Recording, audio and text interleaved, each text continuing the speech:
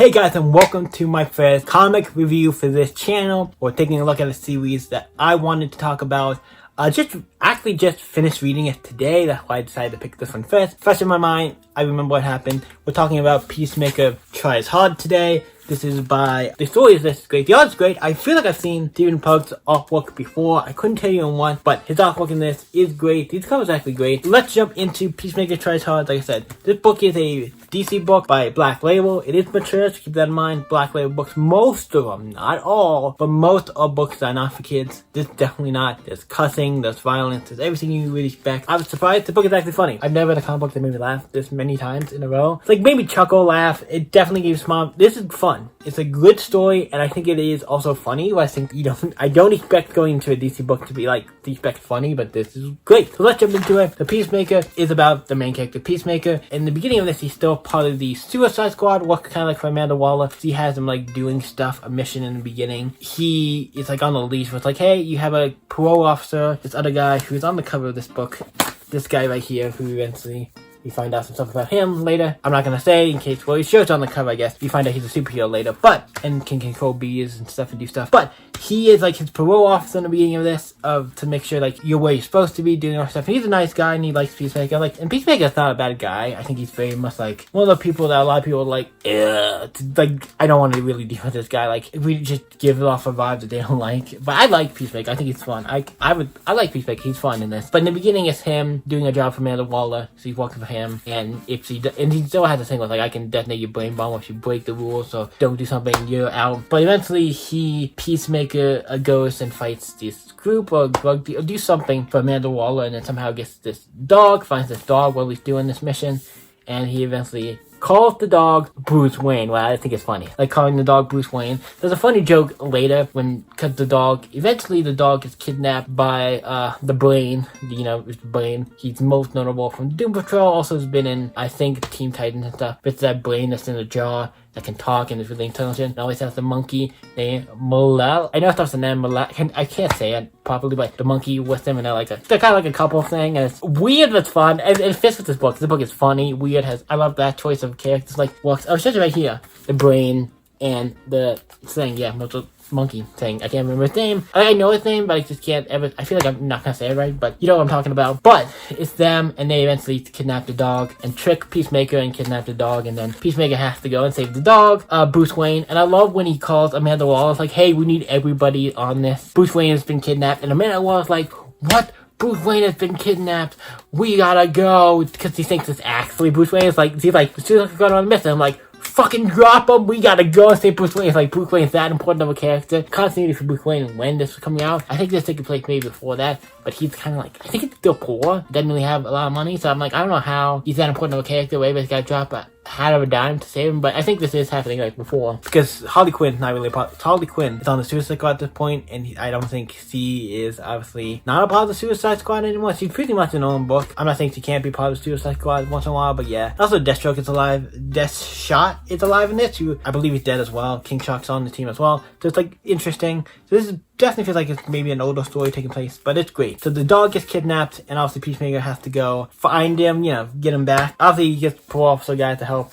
Like I said, the joke was Amanda Waller being like, oh my god, it's Bruce Wayne, we gotta go save him. And he's like, are you sure talking about Bruce Wayne? He's like, yeah, guy, well-dressed, fancy little suit. He describes everything, but he's describing, obviously, the dog. So he's like, yep, that's Bruce Wayne, we gotta go save him. I'm like, great, you guys are here to go save my dog.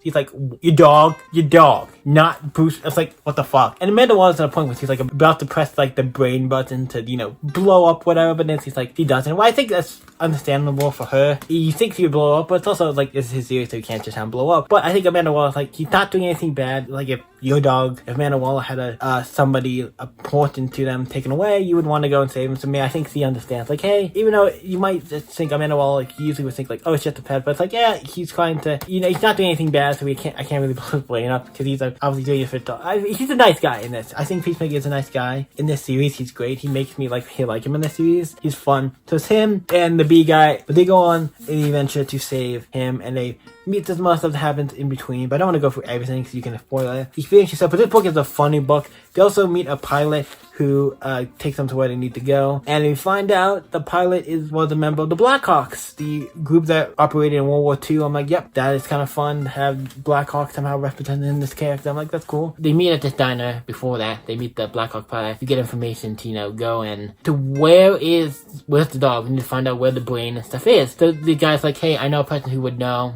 Go to him. So they get the Blackhawk pilot. They go and they find this drug lord person, not drug lord, but guy who's smuggling all this stuff for the brain. But when we find out who it is, I was like, oh my god, you are taking the piss out of it. You know this. You definitely have to know this character. This is an obscure character. It's Snowflame. Snowflame is a character who has cocaine-based powers. I'm saying that right, cocaine-based powers. In a world where we just got cocaine-based, I'm like, this is fun. And also, I know the character. And if you ever watched another YouTuber named Carl Top the Fourth Wall, references Snowflame in his videos a lot. And I was like, okay, that's fun. It's fun. Just this obscure character, this crazy obscure character who I'm like doesn't get used too often, but when he does, like they know this character's like a goofball kind of. He's kind of stupid and crazy, and it's fun. When he needs to power up, just takes his head and slams into a big pile of cocaine. I'm like, okay, this book is fun, and I'm enjoying it. And then after they beat him, go find the brain. They meet a bunch of actually like baby Deathstrokes, and I'm like, okay, you see him on this cover here.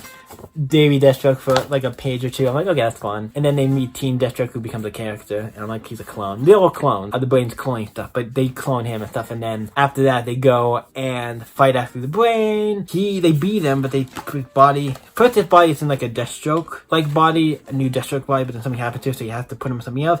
Camo, this guy, if you don't know who's definitely a guy. I'm like, Peacemaker, that's a kind of big step up from just fighting the brain, with the brain's powerful himself, but that's a pretty big villain. So they fight him, and then the guy, what's it, Red Rock, or this guy?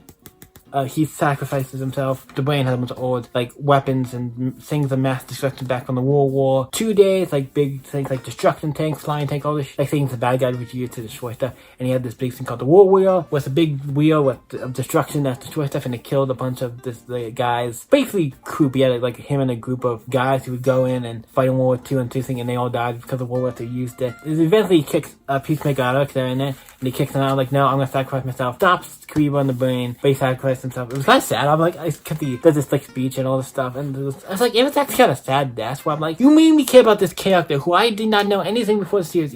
I don't know if they've ever referenced this character or if he has been a character beforehand. Like, did they invent him for just this book, or was he already a character? Like, and we're just retconning him into this. But it was cool. His death was kind of sad. I was like, oh, that's kind of sad he died. He was such a great character. And at the end, Peacemaker has his like barbecue party, whatever, and the students are going around while they're like, hey, he saved the day, and then it ends with them having a party, and then these guys who he fought earlier and kind of messed up come down to his house. It's like, oh, he's here, we're gonna beat him up. Burst in the door, and like everybody's Peacemaker, the Suicide Squad, Teen Deathstroke, everybody's here, and they're like, yeah, they're gonna get fucked. That way, it's fun. I like this book. If you guys checked out Deathstroke Tries Hard, this is not the first book I was gonna cover comic book wise. I was thinking of another book, but since I just read this book, I felt like, hey, let's cover it. I really recommend this book. It's a great comedy, action. Comedy, I mean, there is a lot of parts that made me laugh in this, so that's why I'm saying comedy. I don't know if it's considered a comedy, but it's a book I really just enjoyed and had a lot of fun with. Reading this, beginning to end, it was just fun, funny moments, action, great. It feels like Peacemaker to a T, this book. They got him down to a T, almost. It might be the best one of Peacemaker. I've not read every Peacemaker book. There's not that many, but this is great. This might be the best book. I think it's great. So what do you guys think? Have you guys read Peacemaker? Because not a lot of people, I feel like, have talked about this book. It's great. So what you guys think of Peacemaker's Credit Card? Let me know in the comments down below. You guys can always stay epic, and I'll see you in the next video, comic or manga related. Bye, guys. Bye.